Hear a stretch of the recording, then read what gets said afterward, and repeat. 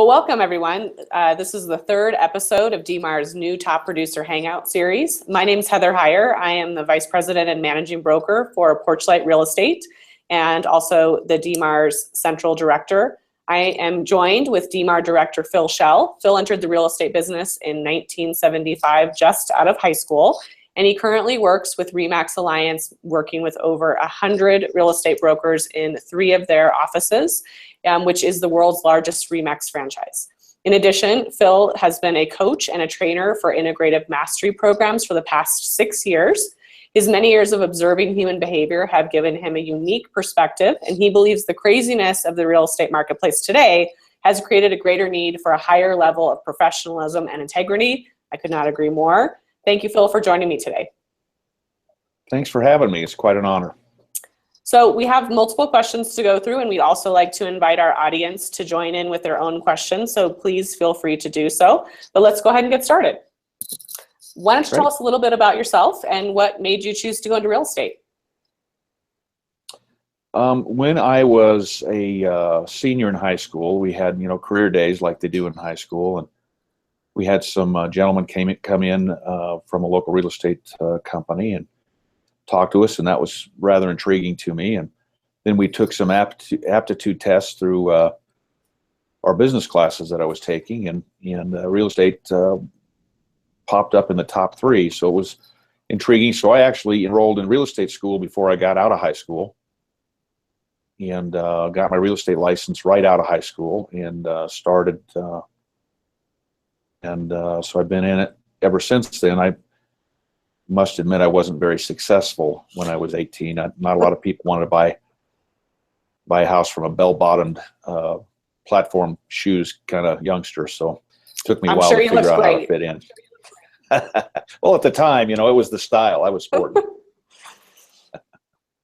What does an average life, what's an average day in the life look for you today?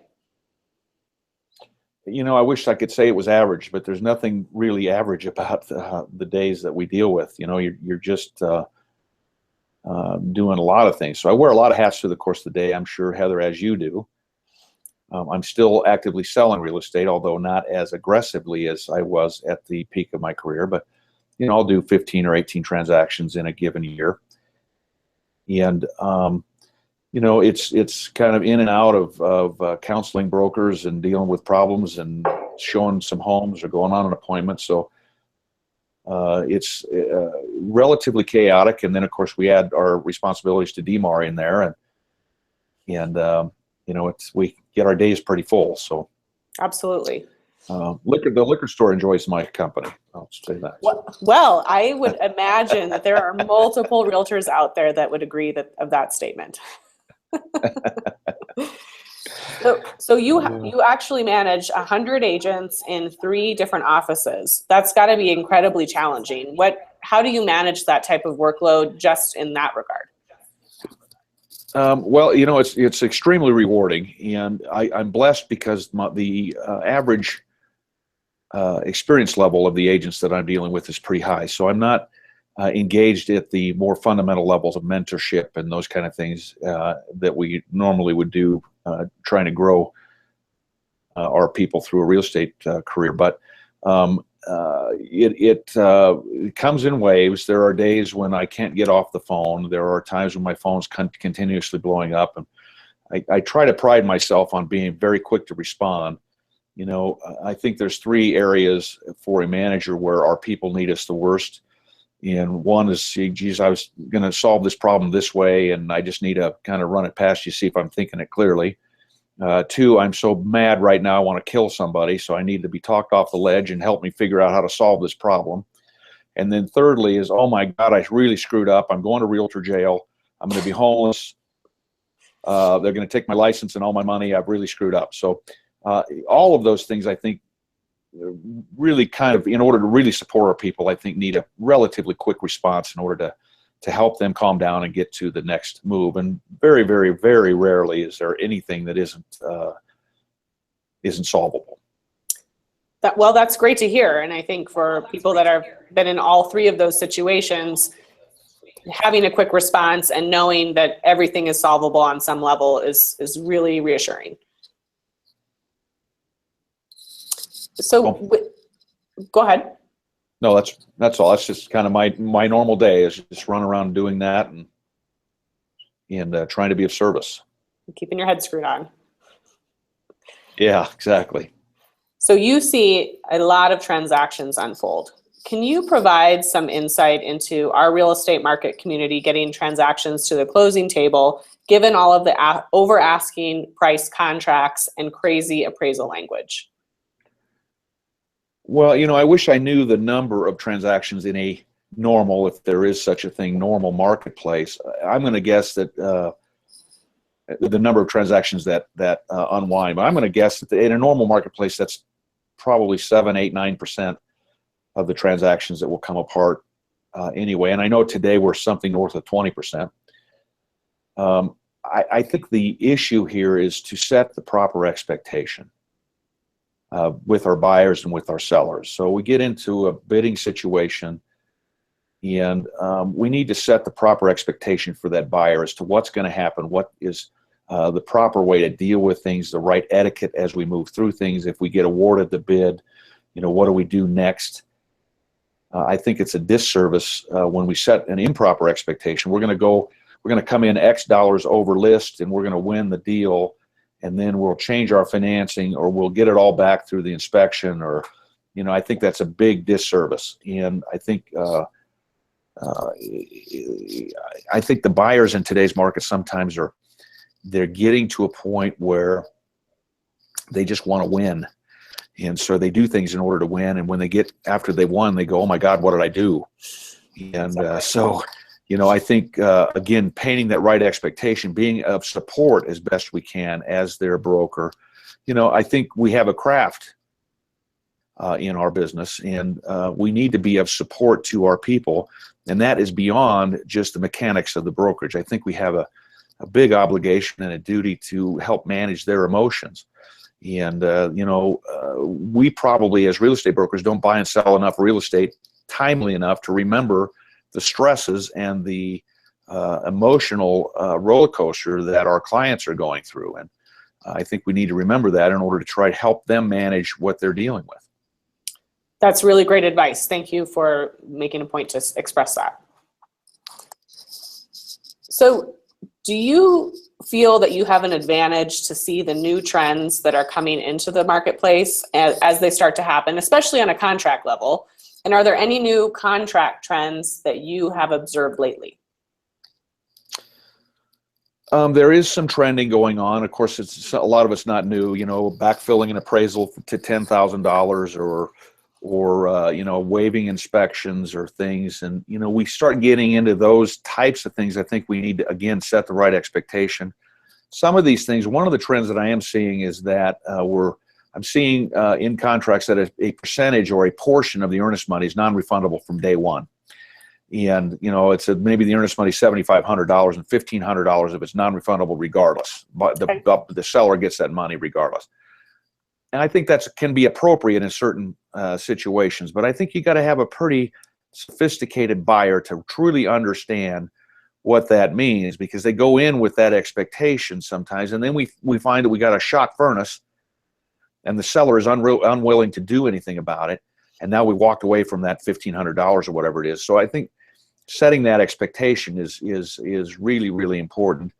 And as crazy as the market is, we've got to try to do our best not to get too cutting edge, and be out there with stuff that we really probably shouldn't be doing. So and that's it's hard, because in certain price ranges in our marketplace are just nuts. And while we're seeing a little bit of a lull right now, it's kind of the July sag. Even in those lower price ranges, it's not slowing down much. It's pretty still crazy. Absolutely. And your comment about this July sag, we're hearing a lot about that. I hear it from my brokers as well.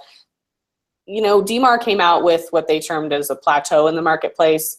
Do you see us in a plateau, or is this a regular market occurrence? What's your take on how, let's call it, the slowdown of the market today? Well, you're probably experiencing your brokers coming to you, Heather, and saying, what's going on? Is it over? Is it over? No. No, it's not over. I think we're experiencing a very typical annual trend. In July, we typically see the market sag a little bit. I think the sag this year is a little deeper than it was last year, but we did have the sag last year. Not everybody felt it as much as they're feeling it this year. I do think the market's going to come back. I think we're going to have a very strong fourth quarter. I think if we look back at last year, if you look at some of your brokers that you're dealing with, maybe they're a little slower in the summertime. And then I assume that you experienced the same thing. I had a lot of my brokers that were out of their mind busy around Christmas time last year, which typically is not normal, right? I mean, around Christmas time, it's kind of slow. Yeah, you're exactly right. Yeah, it was a crazy busy around Christmas time. So, you know, when we look at all the factors that are in the marketplace, we got low interest rates, we got a lot of people moving here, we have a shortage of housing to begin with, and not even inventory, just houses to put these people in. We've got a crazy amount of construction going on, but nothing for sale. All of these multifamily projects are all for lease. So at least we're creating some degree of housing for those people, but we're not building enough. We're about 30 or 35 or 40% behind in the front range in terms of the creation of new housing from 2013 on. That trend has been the same. So I don't see anything personally in the foreseeable future that is going to change what we're dealing with, sight of some catastrophic 9/11 kind of an event or interest rates going through the roof. I just don't see anything changing. I actually agree with you. I agree with you. And you know, one thing we talk with brokers here is that once this Labor Day holiday passes, we're expecting the fourth quarter to take off as well. So it's nice to hear that you've got the same sentiment. Yeah, I just don't. When you look at the fundamentals that are in the marketplace, I just don't see anything there that's going to change the circumstances. Exactly. So we both know that a hot real estate market attracts the new to real estate agents and part-timers that have been in the industry for 20 years and do 2 deals a year. So they're essentially new agents that just get to claim longevity. How do you instruct your agents to work with these type of agents and to get a deal done? It's a phenomenal question, and I'm so glad that you asked me that. You know, it is easy to get frustrated, to try to take control of a transaction and get angry and get embroiled in the battle. And so one of the things that I think we need to keep very, very top of mind is that we need to be effective. We don't need to be right. We need to be effective. So right, wrong, good, bad, in or out needs to go out the window, and we need to be effective. So that means that I've got to get around my ego. My ego is not my friend. In this business, your ego is not your friend. And so when we encounter a situation, we need to think about being effective. And quite honestly, that takes a lot more strength in a lot of cases to be kind in a moment when all you want to do is not be kind. I don't want to be kind right now. I just want to rip your head off. And it takes a lot of strength in those moments to bring that kindness forward and to recognize that we're all dealing with our own crap. And I don't know what you just dealt with or where you're coming from or what your foundation of your aggression is. I will say my observation is that almost all forms of aggression are rooted in fear. So if I'm getting some agent that's aggressive towards me, or the buyer or seller that they're getting aggressive, there's some fear behind that. Out what that fear is and address the fear. If I can address the fear, I can dissolve the problem.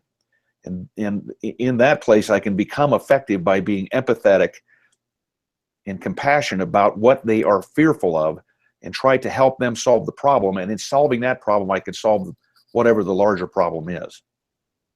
So to the extent that we've got new people coming into the marketplace and so forth, you know, we have to be careful for those of us that want longevity in our career about the reputation that we create for ourselves. And while we all know that when this market jolts and it rotates, and it will at some point in the future, we're not going to deal with what we're dealing with now. We got to remember, we got to come out to the other side of that with our integrity intact. And dealing with an agent that maybe isn't that experienced, and maybe it's worse, they're not experienced and they're very forceful and want it their way, damn it, my way kind of thing. We've got to really learn how to be effective in those moments.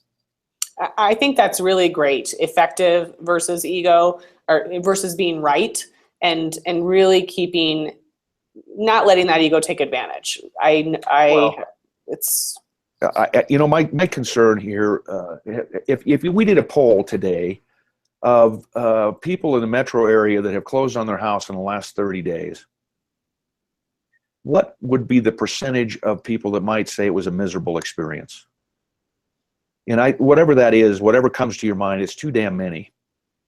And if we believe in the R, and we believe in ourselves, and we believe in the integrity of our industry and the integrity of our profession, then we have no choice. We are compelled to elevate the professionalism by which we operate in order to, for no other reason than to offset that negative vibrational energy that is in our industry right now, that is rampant.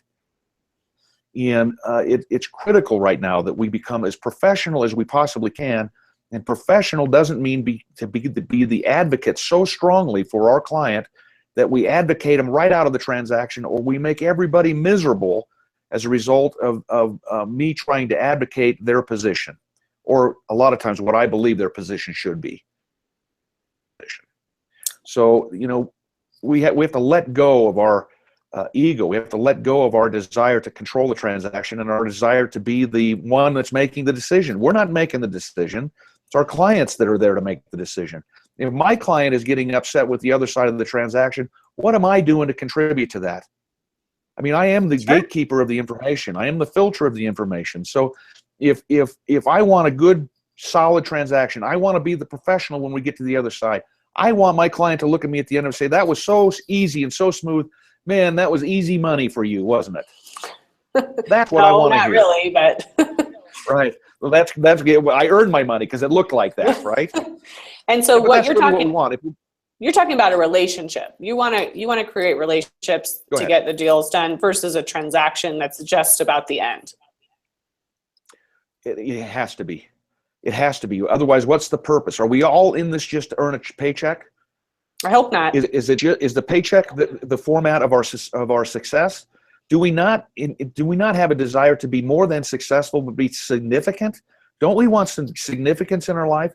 At the last 5 minutes of our lives, do you think we're going to sit there and go, damn it, I wish I'd have sold 5 more houses? Just 5 more. No. We're going to think about all the relationships that we had, the love that we have given, the love that we have received, the respect that we've given, and the respect that we've received. It is all about relationships, and that is at the foundation of our craft, of our vocation. It is all relational. And if we lose sight of that and it's only a paycheck, I think we've lost the war.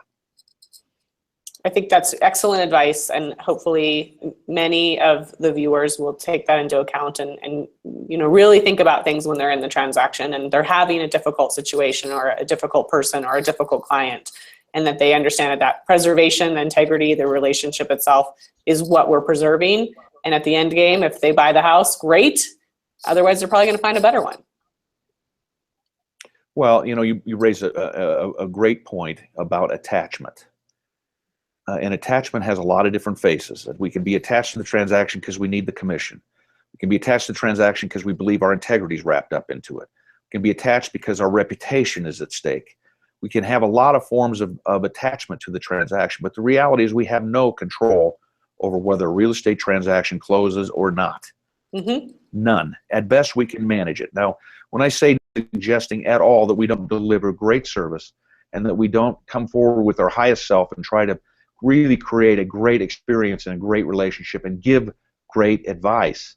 But when we are attached, we don't necessarily give great advice because we are attached and we're trying to do the right. And if I ask you that question, I might not get the answer I want to hear, and therefore that might jeopardize the transaction, so I won't ask the question.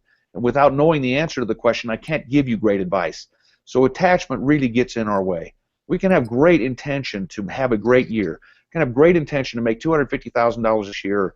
We're going to have 40 closings or 25 transactions or whatever those objectives and those goals are. We can have great intention for that. But we cannot have attachment to any one particular transaction. it is not going to make our career. And quite honestly, when we detach from the transaction, we detach from the outcome, we can actually give greater advice. We can actually close a much higher percentage of transactions than we can when we're attached. This business to me is very, very fascinating, and it is all about the psychology and the relationships that we have with individuals and our clients and the other brokers. And it takes a great deal of strength to bring forward kindness and compassion when all you want to do is kill somebody. So, you know, what I'm suggesting to you is that it's a lot of strength. And so don't mistake my kindness for weakness. To the contrary, see my kindness as a great strength, because I'm not losing control right now. I'm trying to understand your position and be compassionate to your side and trying to find a way to solve the problem. All excellent advice. Thank you so much for being willing to share that. That's extremely important to all these agents and to their clients. Well, it's important to our industry. It really is. And it's certainly important to the point of the R, right? We're realtors. We're not just licensed people. You know, let's act like realtors. And what does that mean? That means that we're professional. We carry ourselves in a professional manner. We're not here to engage in the fight. We're here to solve the problem for the highest good of everyone concerned. You know, good and fair and honest dealings, right? Mm-hmm. Highest good of everybody that's involved in the transaction. Let's find a way through the transaction to get to that point. We don't have to win. We just need to make sure that everybody's treated properly. So taking that information and knowing what our marketplace is like for all buyers, how do you coach and advise someone that's working with a first-time buyer in our industry who really is getting a lot of the brunt of what we're dealing with in terms of the multiple offers and whatnot? What's your advice to someone that's working with someone in really any price bracket, but specifically under 400, and just getting through those multiple offers and rejections? Excuse me.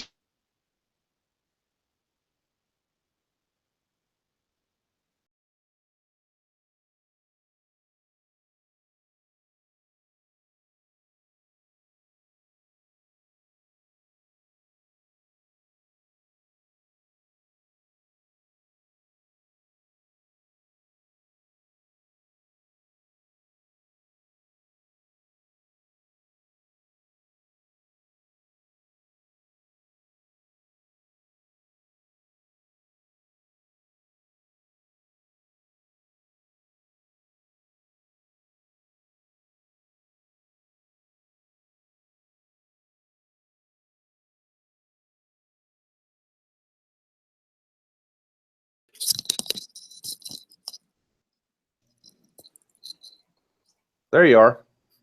Oh, hello. There you are, Phil. I see you. I saw you for a second. Nice to see you again. There, I see Boy, you. I saw that. Did you see all the IT people racing around like mad people behind you? So where I was here is this. If we have a buyer that is using high leverage, an FHA buyer, or even perhaps a VA buyer, or a 3 or 5% down conventional buyer, my advice would be to get your lender to get those people a fully underwritten credit package. Fully underwritten, approved, stamped, done. And now all I need really is an appraisal and a good, clean title. I think that is going to help elevate. And then I would have my lender be all over that listing broker to have a conversation to ensure that they know that that is fully credit underwritten, and that there's, you know, all of the conditions of underwriting for the credit package are done. So all we need now is just to know we got a good property to lend against, and we're home free. I think that gives you a bit of a leg up. You know, it's difficult because you've got, you know, when you've got competing against a buyer that's cash or a buyer that's putting 50% down, for some reason in our minds, we think that that's, you know, we advise our client because we think there's less risk there, and that may or may not be the case. So, you know, if we, again, fear, right? It's the fear of the seller, the fear of the broker as to what is the potential outcome of this particular transaction because it's FHA. Gee, if we get an appraisal, it sticks to the property. So it sticks to the property, just don't offer it FHA then if that's what happens, if the deal comes apart because the appraisal is low. So we go just to straight conventional. there's a lot of things that we make assumptions on. And, you know, when we have doubt, it creates stress. That doubt we get, but let's analyze the doubt. Is the doubt real? I don't know. But, you know, if you're the listing broker, try to be as empathetic as you were when you were trying to make the sale and you're competing against those other 7 or 10 or 47 offers. Now that you're a listing broker, let's try to have some of that empathy, because those guys are going through the same thing you did last week trying to put yours together. So absolutely. I totally agree, and we need some empathy out there. That's absolutely for sure. What do you think are strategies for reputation management and keeping your integrity when working in that difficult transaction? I think you've touched on it a little bit, but maybe just a reiteration would be great. Yeah, I think it's valid. If we lose our reputation, Heather, as you know, we don't have anything. We got nothing. And with this Marcus jilts, that reputation will be hanging all over us, and everybody will see it. Everybody will knows who, you know, 5 years ago, we knew who all the players were in the marketplace. You know, you make a sale, you knew who everybody was. Today, we hardly know who anybody is. But again, when this market rotates a little bit, it's going to shake a lot of people out, and we're going to know who those are. And we're going to remember the cheaters and the people that were difficult and all of the things that were going on. We're going to remember all of that. And so we have to be careful about being too cutting edge and too all of these kind of things. We got to remember our craft. What is the craft of selling real estate? It isn't just getting to the damn table. It's getting to the table with everybody happy. And so our reputation becomes extremely critical and extremely valuable. And so it is setting the right expectation. It's being kind when we don't want to be. It's being effective rather than right. It's all of these things that are not normal human behavior. God didn't build us to be that way. We have to program ourselves or reprogram ourselves to be that way. Thank you. We are running up on the end of our time. I wanted to see if we had any questions from the audience. Do you see any questions coming up on your side of the field there, Phil? I don't, but I don't have the control module. Oh, well, you're not fancy. Yeah. I've got a couple here, so let me go ahead and just answer a couple of those, and then we'll need to sign off. We might need to do a secondary one with you just because you've been fantastic. Okay. Well, thank you. You're welcome. What's the biggest business improvement that you have made this year? Oh, well, that's an awesome question. I would say for me, it is engaging in coaching. And there's a lot of different forms of coaching. For me, it is life coaching. And I have actually 2 coaches in my life that I see every month. And it reminds me to stay effective. It reminds me to not be right. It reminds me to be a better leader, and to do my best to shed my ego on top of that and have it in front of me as often as I can, in order to become more effective at what I do, which is not just selling real estate. It's helping other people grow and become better human beings. You know, you want to be a great real estate broker, be a great human being. And what does that mean? Well, it means a little something different to all of us. But at the end of the day, we all have a certain value structure. And even though my values might be different than yours, I guarantee if you had 100 people in a room and we lined up all the values, they're all overlapping. We all want to be kind. We all want to make a contribution to our fellow man. We all want to be remembered with some degree of significance. And I think if we can keep reminding ourselves of that, whether it's books that we're reading or coaches that we're seeing or things that we're viewing or engaging in, I think it's extremely helpful.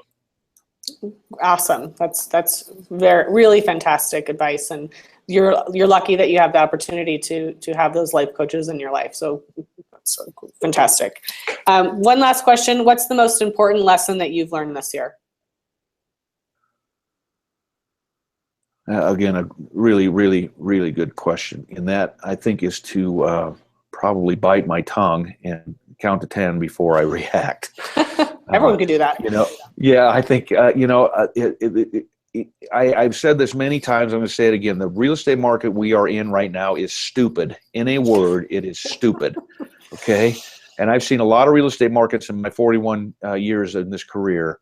And I've seen markets that have pieces of what we're encountering now, but nothing as crazy I think our Arvada office that I manage, I think our record this year in the last 12 months is 42 offers on one property. Wow. 42 in one weekend. And it's who does that serve? Nope, It's nobody. just stupid. I'm sorry. Right. So there is something in the air out there about what's happening, and tension there is out there, the more we don't necessarily treat ourselves and each other well. And I don't know if it's the political climate that we're in this year with the presidential election, but it doesn't seem to be contained necessarily to our industry. It seems to be kind of all over the place. And so it becomes more and more critical that we continually remind ourselves about, kindness, and don't engage the noise. All of the noise that's out there has a ripple effect. And so we go to the office and we deal our things during the day, and we're showing property, we're getting beat up, multiple offers and this and that. And then we go home and we kick the dog and we yell at the kids, and, the Visit things the that liquor store. yeah, exactly. Well, that's on the way home for sure. So, and maybe we even open it up before we get home. I don't know, of the noise, and be cognizant not to let the ripple effect really impede our lives. We got to be good people, and we got to have a good life. We're not having a good life. What's the purpose of any of this? Great. Well, Phil, I really appreciate your time today. Thank you so much for your candid answers. It's been a real pleasure to have you. Thank you. Yeah, absolutely. The next Honored. episode of Top Producer, go ahead. No, Oh, I'm just thankful to be here. Thank you. The next episode of the Top Producer series will feature moderator and DMAR director Andrew Adams with guest Nicole Ruffner, managing broker at Live Urban. So please be sure to tune in live on Thursday, August 25th at 12 p.m. for that. Thanks so much. Have a wonderful afternoon. Bye.